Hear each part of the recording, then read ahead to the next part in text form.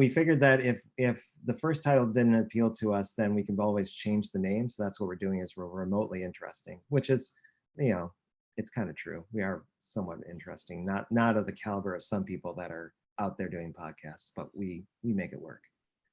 Yes.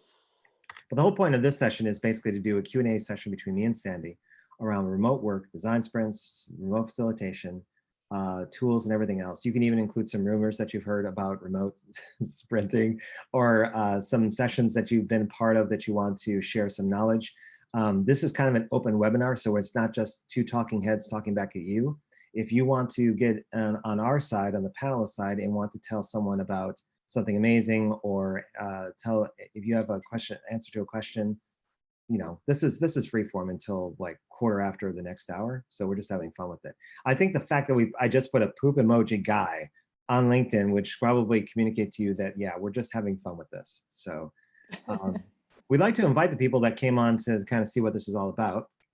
We have, and I'm gonna, you know what I'm gonna do as a service? I'm gonna go into LinkedIn, and I'm actually gonna tell people who bothered to come by and just hang out with us and take a look.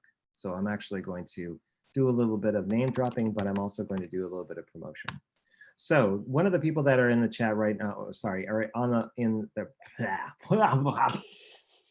one of the people that are paying attention and are part of our experience today is Lisa Weinberger.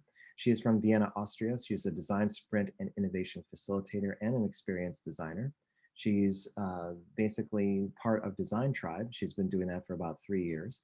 Very knowledgeable, very active in the in-person event space, and is involved with the Global Virtual Design Sprint, is looking to get involved with education. So there's that. There's this guy, and how would you pronounce his name? Do you say, do you want to, Sandy, do you want to take a crack at what this person's name is? He's part of Frank and the Navigator. He's also heads up talents for you. He's from Eindhoven, Netherlands. He's one of the co-founders of Virtual Design Sprint Europe. Who does that remind you of? That's hard guess. He articulates very well. He's also the originator of the GVDS on air resource. So I'm wondering who that is. Hey, on the panel, on the chat, it says it's Tom. So my guess is Tom. All right, let's call him Tom. There you go. All right, so I'm glad Tom's here. Let's see, then there's Daniel Herrera. Now, here's the thing about Dan, because I've seen his name spelled different ways over the years that I've known him, which is one. But basically, on LinkedIn, Daniel Herrera, and then there's Duncan. So I'm wondering if that last name is, if it's the Herrera or Duncan, but basically he's from Mexico City in the metropolitan area. He's a product design engineer, innovation strategist. He's also a certified Agent Smart Design Sprint Masterclass recipient. He's doing right now, he's in D Studio, which is a product design engineer. So he's somebody that we know from the Global Virtual Design Sprint as well. So a lot of people that were coming from Slack are coming around. So without doing more introductions, let's kind of get into the Q&A bit of this and why we're here. So we just came from a kind of a panel, a 5-person panel on that Miro had kind of hosted around remote design sprints, remote facilitation, best practices for facilitation. And we did some heavy promotion for it. And I think there was over 300 people with a wait list. And we're thinking about doing another one in 2 weeks. But the one thing that came that was clear is that there was so much Q&A there that I had to kind of twist the arm of the host to say, like, let's stay for 15 minutes and see how many of these we can get through, which is the real value of what most people are looking for. They want their questions answered, especially what they're interested in. Now, by kind of doing this and having me and Sandy usually meet regularly on Thursdays to kind of do like a recording. And we've been thinking about just doing it streaming so that we don't have to do any post-production, given the amount of work that we're currently doing and will do in the future, that we could do the same thing, at least in the short term, and do a little bit of Q&A. So if someone poses a question that's attending as a attendee, and we can provide some value, we'll do so. If there's somebody else on the call that we notice that is probably more versed in what the question could answer, then if you're watching right now, you could raise your hand, you could signal in chat that you would like to contribute something, and we can basically activate your mic and you can contribute to the question as well. But that's only if you feel comfortable doing so. So in the absence of questions, I do have some that are kind of preloaded from our previous session. But that's, I think, is, Sandy, you can correct me, but I think that's kind of the format that we're going to follow, is that Yes. we'll pipe in our own Q&A until it starts seeding itself through the people that are attending. If there are people that have maybe domain knowledge in a particular question and would like to answer it, then we'll bring them into the conversation, and then we'll keep rolling. So it's part community driven, and also with both of us kind of giving our 2 cents. Does that sound about right to you? Yes, exactly. That's what we're going to do. Well, there are questions already. Yeah, there's already people here. And by the way, if you're wondering, the pink poop emoji is the creation of Sandy Lamb. I think it's now become our mascot to a certain extent. So we're going to use it on many different things, like wrestler heads and whatever we can kind of, find a use for it. So, let's start with this. For the people that are on there, were bothered to kind of come by and take a look at what we're doing. Do you have any particular questions that you'd like to start a conversation about with the 2 of us, and to see if we can help answer them? And this could be something also where if you hear the question, like I said, you can chime in and say, I'd like to contribute, but we'll give about a minute for that. I will say that we also are streaming live on YouTube. So Sandy, every so often what I'll do is on my site, I'll take a look and see who's there. And Ian Thorne actually is traveling, but he's looking at us as well. So I'm gonna say, hi Ian, hope you are well. And wash your hands. Wash your hands. That's gonna be rather the tagline is for this. It's just like wash your hands. That's all I'm gonna be saying to my kid all the time. Just wash your hands. Don't. I just spent €30 today to buy hand sanitizers. Yes, yeah, that's smart. People are going to be making their own home hand sanitizers. They'll be like homeopathy. Homeopathy.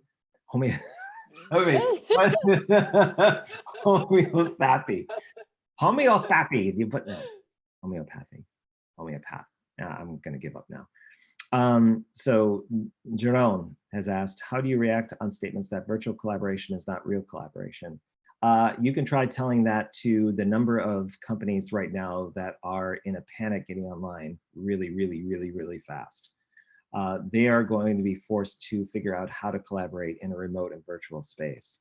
And if you're talking about true collaboration from the perspective of in-person, I think we're going to find out that it's like, Sandy, to your point that you said before, it is just one option.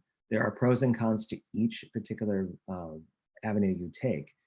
If you do a physical in-person facilitation, then you have a lot of the nuances of human interaction, the body language, the facial expressions, all those things that kind of make up how people communicate, gestures and so on. The con is that you have to be locked into a place physically where you have to gracefully exit to go to the bathroom, or wait until there's a break, or you may be trapped in a room with somebody you can't stand. Halitosis is something that's a real problem with in-person, because some people just don't know how bad they smell. That's just how it is. Virtual is its own beast in that you can still collaborate. You don't have now you make it sound like that's why we are working remotely. Dude, sorry. All right, I'll say it. Yeah, I don't want to necessarily communicate that the reason why I went remote is because of smelly people, but that's probably one of 12 or 15 factors where you work in an environment where people just don't bathe in the morning, and they go in and they go into an all-day workshop. They're smelling pretty ripe around like lunchtime, especially if they go out to lunch with their friends and come back, and just it's bad. As a facilitator, that's something we don't have in the recommended things to worry about, because they always say, make sure you're prepared and your tools work, and that you have all the snacks out. But it's like, really, you should have a can of Lysol, because you got to spray the air or spray in a certain direction if somebody just doesn't get their hygiene done in the morning. We should tag Agent Smart and ask them to add it on their checklist. Invite people to. No, we could just fill it in. It could be it could be almost an article in the making. The unsaid things that you need to watch out for when you're doing in-person facilitation, but it probably won't get much traffic because these days everyone is going remote. So to answer the original question, where people say, how do you answer where virtual facilitation is not true facilitation in terms of in-person? It depends on how you prefer to communicate. So if you prefer to communicate in human to human in person, then you're probably going to have that view. If you're someone that wants to collaborate and you don't care if you see them or not, but want to be able to exchange information to get everyone's point of view and work towards a common goal, then there's collaboration in that regard. But it really is it really depends on the person you're talking about. Sandy, what are your thoughts after that entire diatribe that I went through? It's awesome, just perfect. All right, yeah, that'll work, sure. Ian, since you're the only person there on YouTube, you might as well put in a question there so that I can say, and now we're going to switch to YouTube and see what people are saying there as a way of showcasing that we're on two different places. I don't have the YouTube link, by the way.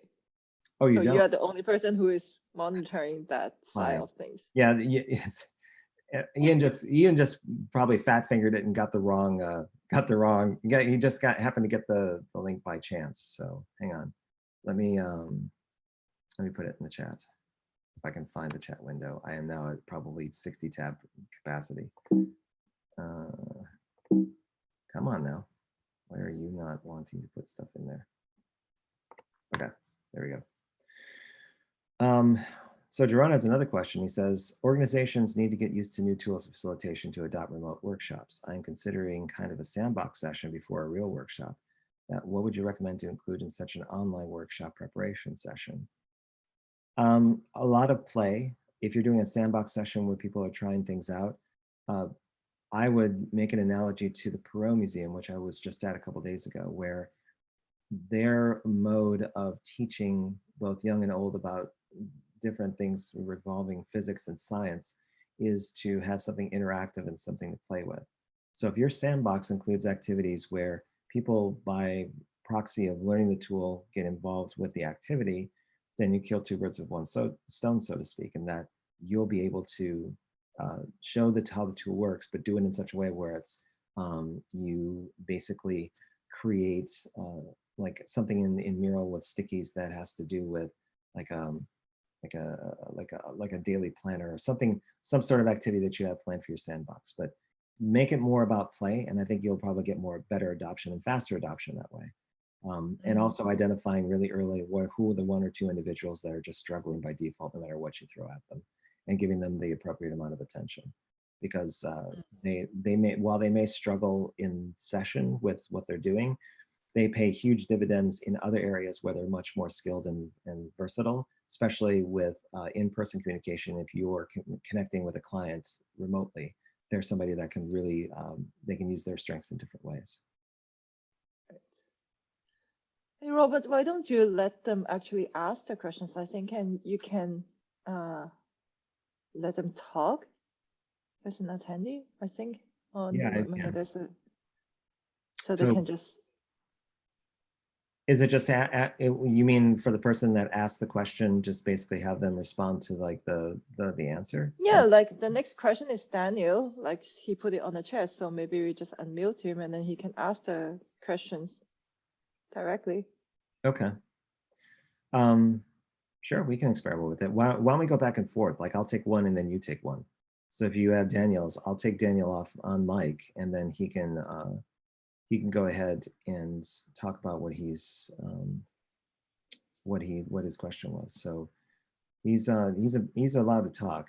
We can't see him obviously because he's for some reason Zoom doesn't do that. But go ahead and like get into his question. Hi guys, can you hear me? Yeah. Yes. Yeah. Hi. So I have a couple of people in my mind that I've been recently. Well, they have a comment that they are concerned because they are pushed or forced to work remotely or at home. So because of their industry, they think that they will be like in an out of advantage of moving forward with their career, especially in industries like banking.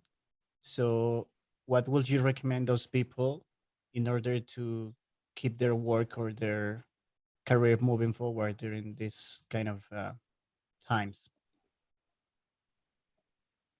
Sandy, don't thoughts? I don't see why for banking though. Like if it's something that requires physical work, then I can understand they can't do it remote, but banking is very much online and everything is technology there. So Yeah, probably in the sense of being present with the board or any other meetings or decisions that they need to make. And because they are forced to be home, probably they lose force with their speech or something. I don't have the details exactly, but those are real concerns that these people have right now. I think it would depend on the environment that they're working in and what kind of boss they report to. Uh, People can have different optics around a situation, and everyone to a certain extent is like disposable labor. But the how valuable to you are to an organization isn't necessarily how well you get along with people in person. It's what you bring to the table. I think, I mean, I'm putting my manager hat on. I would tend to want to talk to them to find out what the underlying fears are. Just really not talk, but just shut up and understand what's kind of driving this. Is it just a fear of the unknown? Is it that you've heard of other people in the banking industry that are losing their jobs because they don't have the proper bandwidth? And what's driving the fear? And what can I reassure them about based on my own knowledge of what they should probably take with them that can give them more confidence or that they can use as something to hang their hat on when it comes to their future state of employment. So I don't necessarily know if there's any way to assuage the notion that the market will find them less desirable, because this coronavirus is forcing everybody remote and everyone's going to be in the same space. So there really isn't an outlier with this stuff.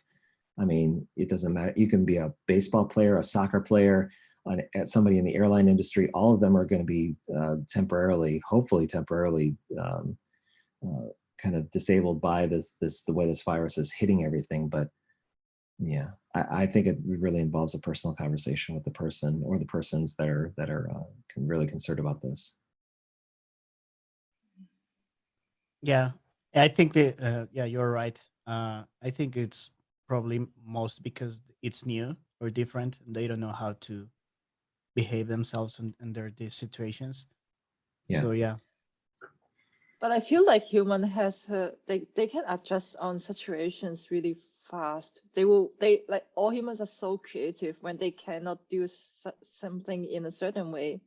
They will very quickly figure out another way of doing things, especially when they are forced to do it. Yes. So yeah. Yep, it's true. But any kind of guidance will definitely help. Mhm. Okay, Daniel, thanks for the call. No, thanks for the call. Going back to- Bye, Daniel. thank you guys. Okay, so next up is I want to say Duri. Duri, how do we check and see if people want to speak? Should there be something where when they pose the question, they're open to talking about it? Could there be like some side of kind of thing they can put into the questions, like they want to speak? I Or think we just finished what we have on the panel list, like oh, not the panel, the chat, and then because like you see, like Lisa is raising her hand, so we can use it like that.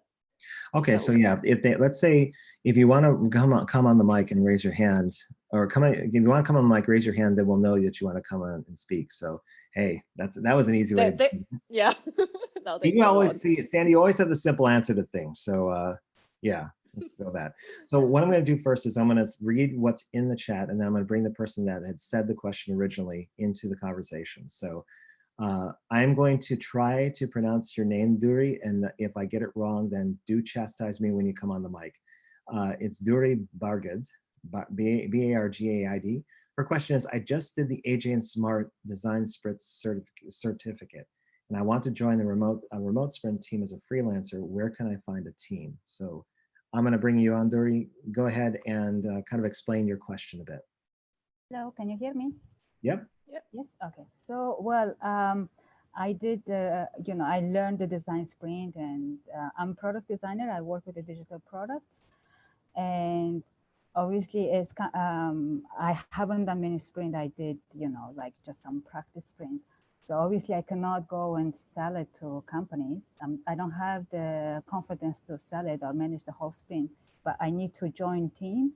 But right now, people I'm working with, they don't do sprint, they're quite far from it. So actually I need to find team, or, I need to find a place where I can actually practice my skill, and join some team to basically do the sprint and get into sprint.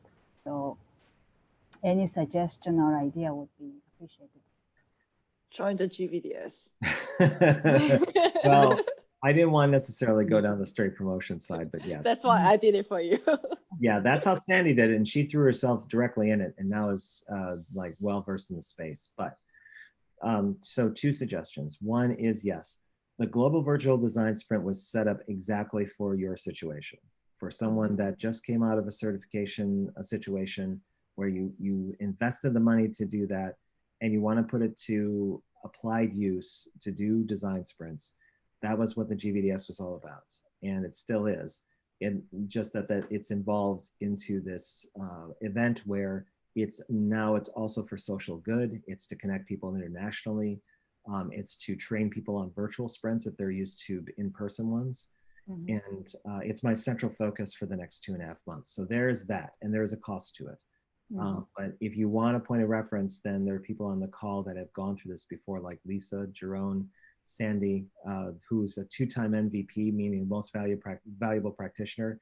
Jerome Framau is also an MVP, meaning that they went above and beyond what would normally people would do if they were participating in this event, but it's peer-based. So people awarded them this honor, not me. I didn't do anything about that. I just basically tried to promote it. So there's that. So outside of the GVDS, if you want to do more practicing, what I always suggest is to do small incremental activities that are normally in the design sprint, and find a way of doing those with people you know, or offering out free online sessions to do something related to that. So a favorite of mine is just to do a lightning decision jam on a topic, where the LDJ is a proxy to the design sprint, but it's the same kind of set of design thinking activities that you can do. As long as you can find a way to practice something in the design sprint process at least once a month, that should give you at least some evidence to put in your portfolio on LinkedIn and other places to show that you're practicing this particular thing. You can, and if you want to do it more than once a month, you can do small mini sprints around either design or user research, or the other one is market research, or understanding a problem very well. It just depends on what you're really good at, Dory. What do you tend to gravitate towards?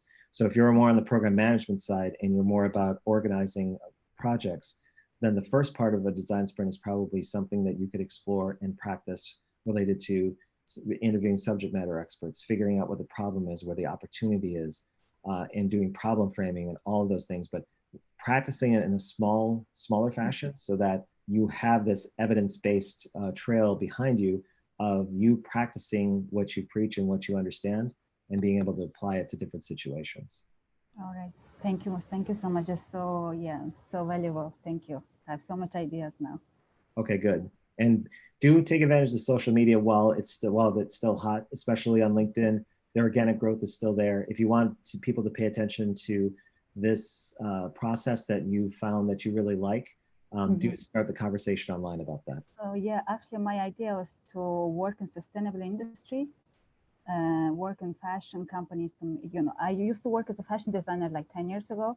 So now I'm going back to sustainable fashion, trying to make the industry more sustainable. So actually I see design sprint can fit there, but I didn't know how to, start this rolling. So probably I could do some small things within, like framing problem within the fashion industry, and then try to find solution or something like that. So yeah, and here's a very important thing: don't try to convince people that this thing works. Don't be in the mindset that you have to try to win people over. Show by doing. Actually go through the motions, experiment, fail a lot, but you're going to be much better off having a first person experience of something that you're trying out. And then people will come to you if they see the appeal in and say, how do you go about doing this? So that the attention will shift from you trying to convince others to people coming to you to inquire about what you do. Take some time, but if you can continue to build 3 months, 6 months, like a kind of a history of your activity, it will really help that conversation. Yeah. Great, thank you. And I also want to say that like the GVDS is not just about like with the networking there, like all the people who are in the same space who are having the same situation, there is a very high chance that you can also partner with someone there to form a proper team. So. Yep. Right. Okay, thanks for your question, Guri. Thank you. So, Let's next see. one. I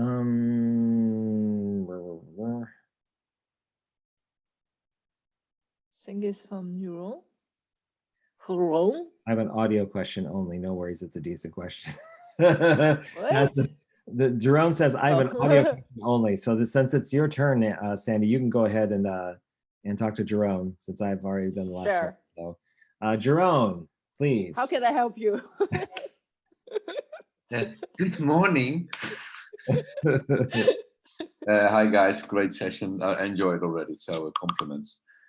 I have a question. It's more I want to introduce more as a context. You see, in the current reality, larger organizations send their people home.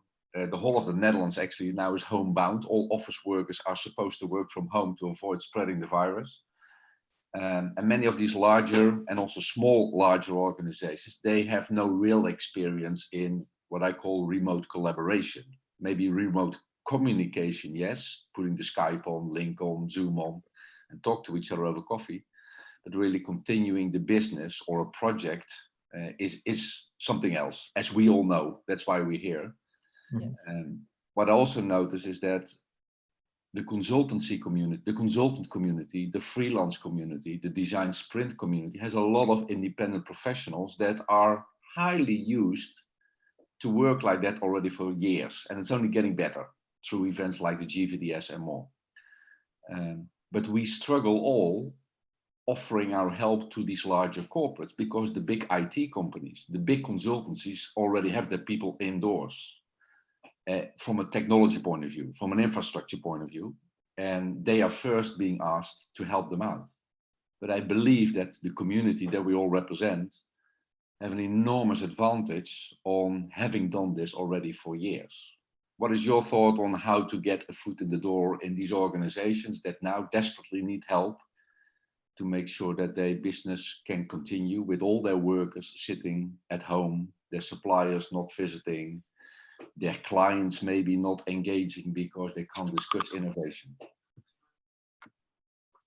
Okay. I think doing what we are already doing is a way to help them in a sense, because a lot of them, they may not realize that they actually need help, or they don't realize they need the help that you were describing.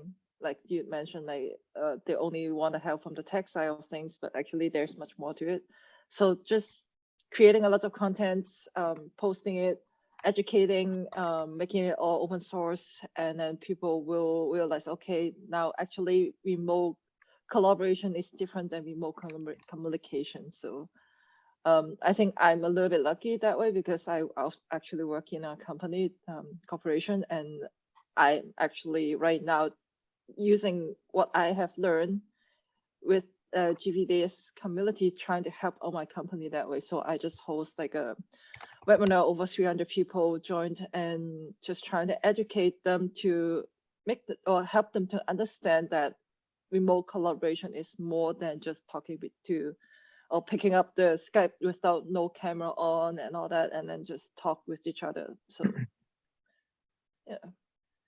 So I have an idea, and this is born from a conversation I had with Alex about a half an hour ago. And this is something that I have to get past a lot of the GVDS stuff this weekend, but I'm thinking about experimenting with. So True, there is a lot of information coming up really fast, and people are doing webinars like this one and resource links, and everyone's going into this remote space to say like, okay, here's everything you need to know to get up to speed and so on. Back in February, there were tons of RFPs going out by banks and by healthcare professionals and other big enterprises to contract out some experts to come in and help people with understanding virtual and remote work. So there's been a lot of movement already.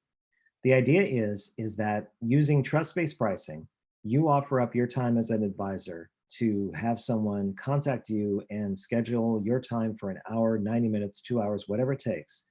And they can basically ask you any questions they want. They can ask for particular recommendations on resources and tools. And depending on how the session goes, if they find that your stuff was really valuable and did really well, then you basically get paid. If they can't pay the recommended fee that you normally have, then maybe they pay you a fee plus they give you a referral to somebody else they know. Or they do a service exchange of some type with you where they offer you something that's related to their business that you find valuable in the same right. So it's hedging risk as a provider of knowledge. But what you essentially do is you provide no risk to people that are wondering where to turn. It cuts through all of the information out there right now about remote facilitation, remote design sprints, and you're asking people to read all that information, consuming it.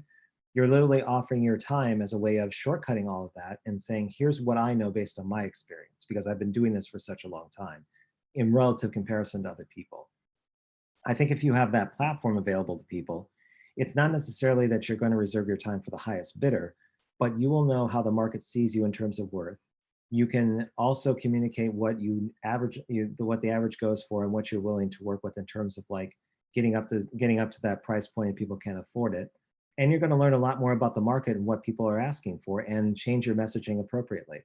So maybe for the first couple of weeks, it's if you're say Lisa, for example, and you went this route, people know you through your network that you do certain things. But if you offered up your time to go at specific things that a company is having problems with, then that's probably going to be highly valuable for them, and they could set the price around what they feel your time is worth that way. And you can also, go ahead. But does it still work? Because I mean, does it still work if the person or the corporation doesn't realize that they need this kind of help? I think that's the gap there. That's the thing, is that excuse me, some of them are already guessing outright. I mean, the RFPs that I got first were so broad and far ranging that it really looked like a huge kind of like, we need to cover an entire wide net because we don't know what's out there, or we don't know what we really want beyond these specific things that we need to change from being a physical in-person experience to a virtual one. And my idea is that you just go, okay, I'm an available resource. This is usually what I cost. And then you can basically schedule them in and then they can choose what they want to pay. But the idea is that they aren't necessarily just going to pay nothing, because then it wouldn't be worth your time at all. But at the same time, you figure out what you should be billing yourself for if people will just want to know your flat rate and don't want to do trust-based pricing. So it's a definite chance, and it's just an idea I have, but I may experiment with it, because I'll tell you right now, I have, on average, since the middle of February when the thing first hit, just this week, I've had 7 inquiries to date about getting involved with a project, coming on a call, some sort of business interest related to my time and getting things done. But I'm kind of committed to the GVDS, so my time is hampered. And I try to steer conversations to people that I know that are doing this work, and they're completely booked out. So in the interest of doing something short and sweet and getting straight to brass tacks about what people want, this is one possible option. Yeah, but I see that the gap is that a lot of them, they don't even realize what remote collaboration really means.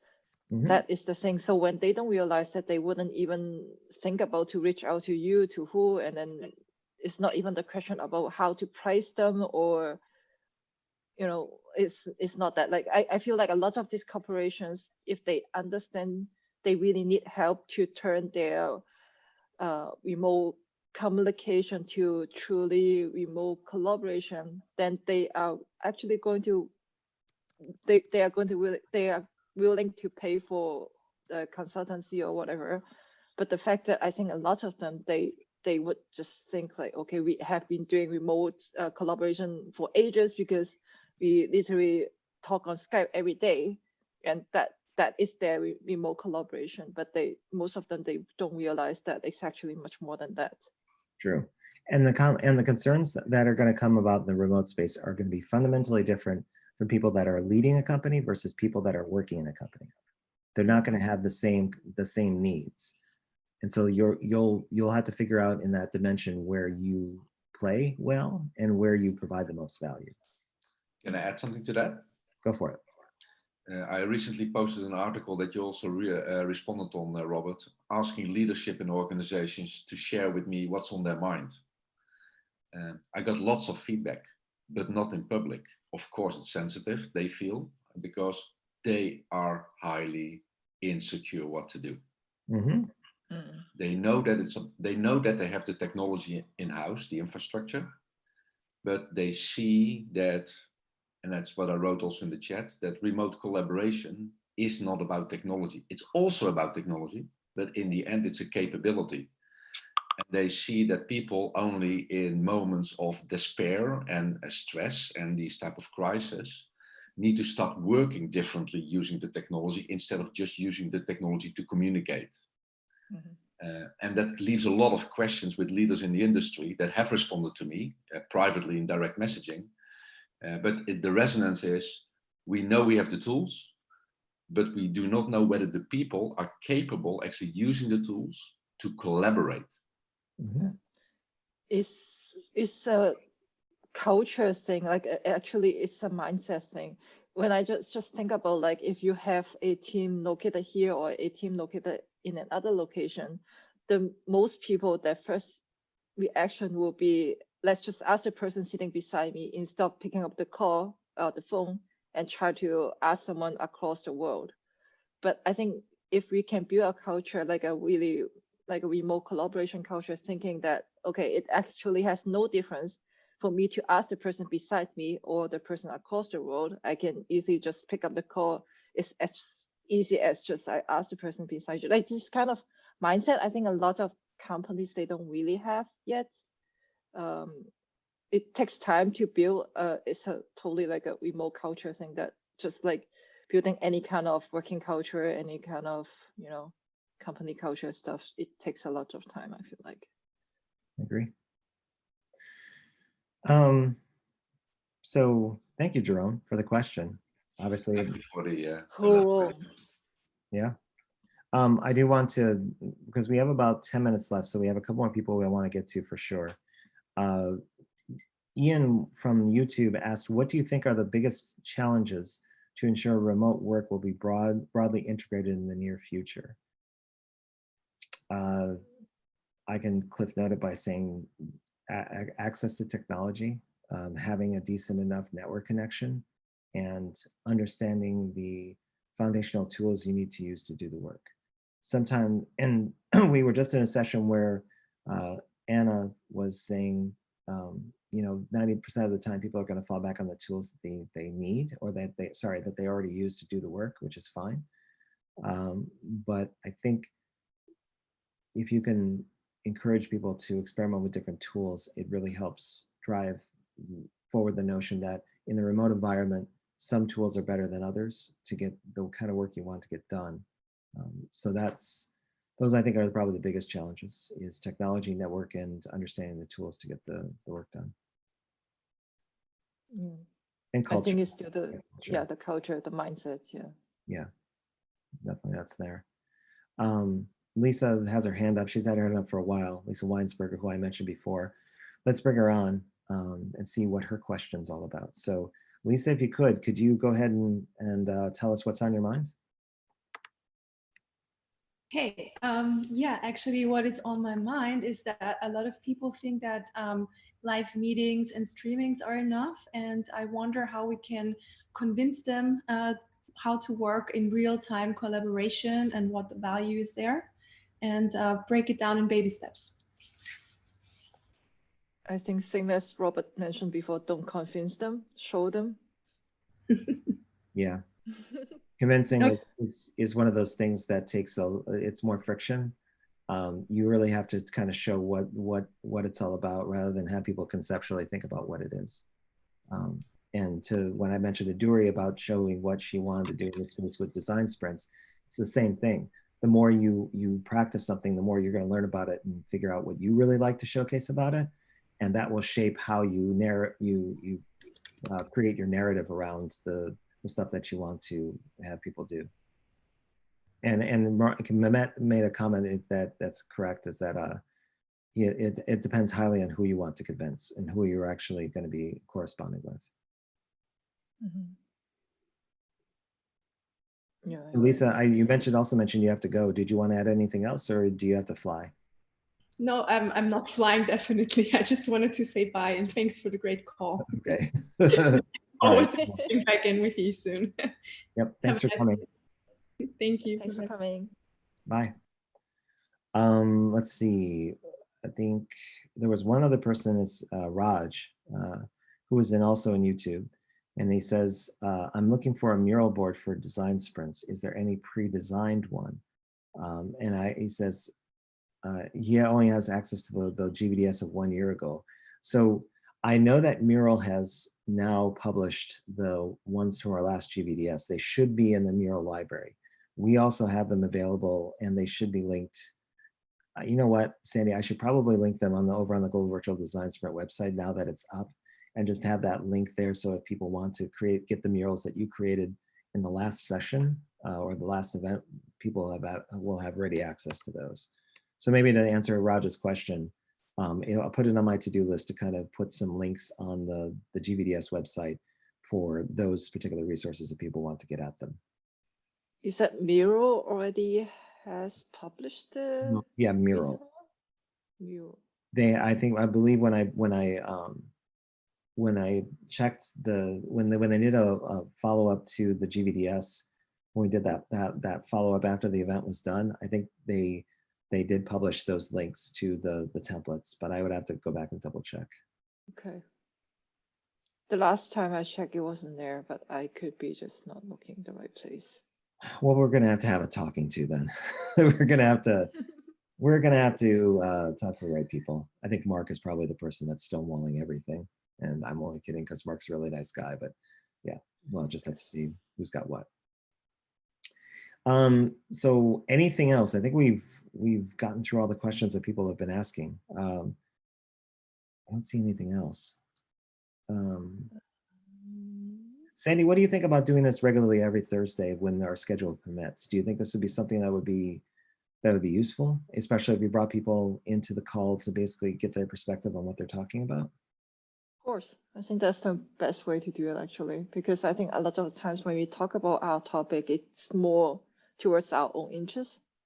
But I would like to make this thing as towards other people's interests more. Yeah, and maybe generating some questions in advance as part of the registration. So when people sign up, they go, "What are some questions you want Sandy and Robert to address right up front?" That way we can keep it to an hour, but we can have a set of questions that we can prime the conversation with for the first 15 to 20 minutes. Sounds good. Now, you'll have to. Now, did you create the graphic for this in Photoshop? Is that where you did your work? You mean the pink emoji, the Yeah. pink poop emoji? Yeah. I did both. I did it in Illustrator and Photoshop. Okay. Yeah, I don't have the Adobe Suite, so that's fine. I just had a thought that I would use that and just do different things like a sprint runner or anything else. I just thought something different every week, but that's okay. It's fine. I think the way you did it was perfect. So you don't have to do anything else. It was like, I don't know, 15 minutes done. That's true. I would like to promote a couple of other things that are going on in the remote space that people should pay attention to. One of them is the Suddenly Remote series that Mural is doing. They are doing fantastic work right now to kind of try to communicate how to basically get up to speed with being remote, especially as an organization or an individual. They have a number of templates that you can use in Mural to basically make that happen. I mean, they put a lot of time and effort into making sure that they've harnessed what they've done in previous years and brought that up to speed for the audiences they want to address this time around. I think they're really well done. Also, the replay that we just did for the remote facilitation best practices with the folks over at Just Med, and I want to say his name is it not Andre? It's Andrej. How do you say his name? I thought it's Andre. Okay. Andre, I think. Yeah, from Deep Work. I thought that session went really well. So there's that. There's also someone named Lizette, and who's got this. She's doing a weekly thing like we are, and also showcasing a lot of valuable resources. I mean, those are probably in my top 3. Are there any particular resources or links or websites that you would recommend, Sandy, for people that are wanting to get up to speed in the remote space? I always like to recommend a book by Miro, the facilitation. Wait, hold on. Ooh. Best practices in remote facilitation, I think it is, right? This one right here. Okay. I think it's the most comprehensive guide to me. I would actually start from this book and then seek out anything else that you need to know. That would be my recommendation. Yep. Because I feel like it's very, very overwhelming when like we always suggest like watch this video, watch this or look at this blog post. But in the end, a lot of the information there are repeated and overlapping, right? Mm-hmm. And it's quite overwhelming to someone who has no idea what they're doing or have little idea of what they're doing. So I always like to recommend this book because it's almost like if you finish reading this book, you will set yourself in a very good foundation. There may be some specific things that tailor to your type of remote collaboration that may not be in this book. But then after that, then you can seek out answers for those specific questions. But I will start from here. Cool. Yeah. All right, I think we're good. So yeah. I would say this is our successful live Q&A kickoff of Remotely Interesting. Executed it immensely well. For those of you who are listening still, Danielle, Duri, and Mehmet, thank you very much for tuning in on your spare time on a, what, is it Thursday already? Is it Thursday today? Yes. Oh my God. I know, crazy, right? Yeah. But thank you so much for coming by and watching us. Remember, as always, we recommend here Remotely Interesting to wash your hands, keep good hygiene, stay safe, and we will see you next Thursday, same time, and let's see what happens then. Yep. All right. See you, everyone. Bye, Sandy. Bye, everybody. See you later. Bye.